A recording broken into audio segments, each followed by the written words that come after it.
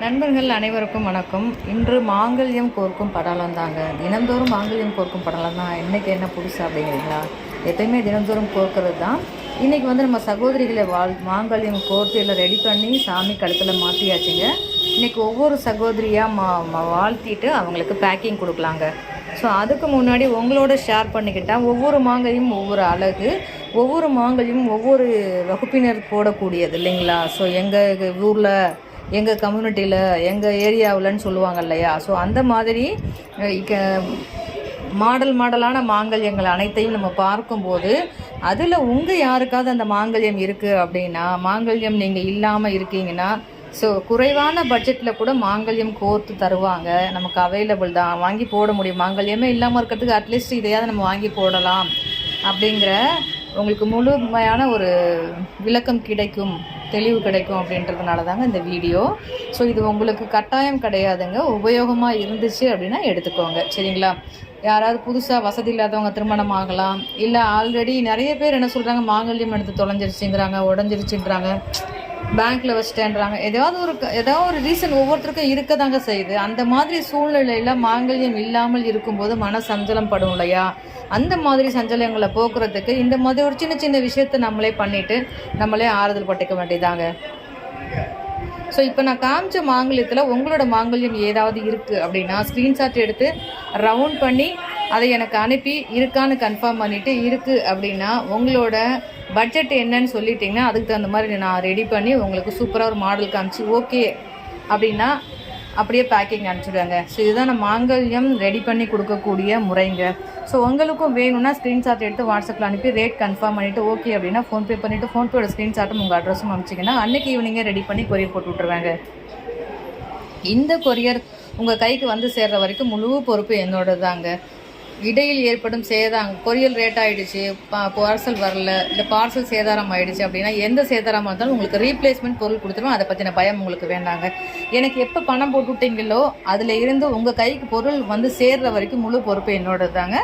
அதை பற்றின பயம் உங்களுக்கு தேவையில்லைங்க. இப்போ நம்ம மாங்கல்யம் ரெடி பண்ணியாச்சு. அந்த சகோதரிகளை நம்ம வாழ்த்தும் தரணுங்க இது. ஸோ அவங்கள நம்ம மனதார தீர்க்க சுமங்கலியாக, சந்தோஷமாக, ஒற்றுமையாக, ஆரோக்கியமாக வாழணும்னு சொல்லிட்டு சமயபுரம் மாரியம்மன் அவங்கக்கிட்ட நம்ம வாழ்த்திக்க போகிறோங்க, வேண்டுதல் வைக்க போகிறோம். ஸோ உங்கள் சார்பாகவும் என் சார்பாகவும் சேனல் சார்பாகவும் அவங்களுக்கு நான் வாழ்த்திக்கிறேங்க. உங்களுக்கும் வாய்ப்பு இருந்ததுன்னா வாழ்த்துங்க. மனம் இருந்தால் மார்க்கம் ஒன்றுன்னு சொல்லுவாங்க இல்லையா? நீங்கள் இந்த வீடியோவோட கமெண்ட்டில் அவங்களுக்கு வாழ்த்து தெரிவிக்கலாங்க. ஸோ நான் இப்போ நம்ம யார் அப்படின்றத நம்ம பார்த்துடலாங்க. முதல்ல ஒரு சகோதரிங்க, இவங்க ரொம்ப நாளைக்கு முன்னாடி எனக்கு மாங்கல்யம் வேணும் அம்மா, நான் கன்சீவாக இருக்கேன், என்கிட்ட மாங்கல்யமே இல்லைன்னு கேட்டாங்கங்க. ஓகேம்மான்னு சொன்னேன், வாட்ஸ்அப்பில் மெசேஜ்லாம் கொடுத்தேன், அட்ரஸ்லாம் நோட் பண்ணி வச்சேன். ஆனால் எதுவுமே இப்போ என் கையில் இல்லைங்க. ரொம்ப நாள் கழிச்சு திரும்ப அவங்க கேட்டாங்க, அம்மா நான் கேட்டேன் நீங்கள் அனுப்பவே இல்லைன்னு. சாரிம்மா, நான் எழுதி வச்சேன், வாட்ஸ்அப்பை பின் பண்ணாமல் விட்டுட்டேன், எனக்கு தெரியலை அப்படின்னு.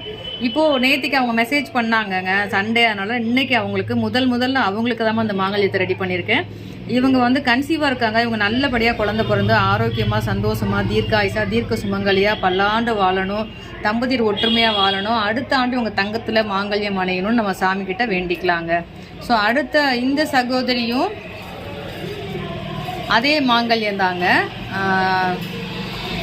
எவ்வளோ ஒரு அழகாக இருக்குது பாருங்கள். எல்லா மாங்கல்யமே ஒவ்வொன்றும் ஒவ்வொரு மாடலில் இருக்குது பாருங்கள்.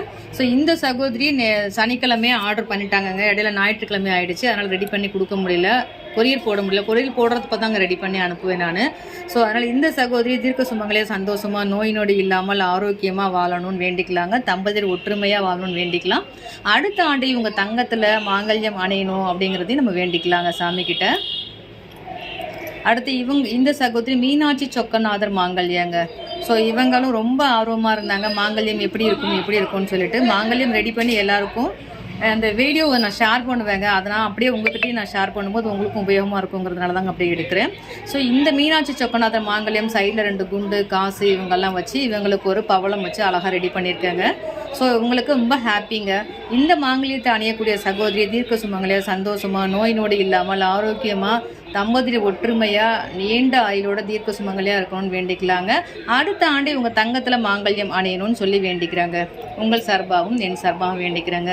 இந்த சகோதரி என்கிட்ட எதுவுமே பேசலாங்க.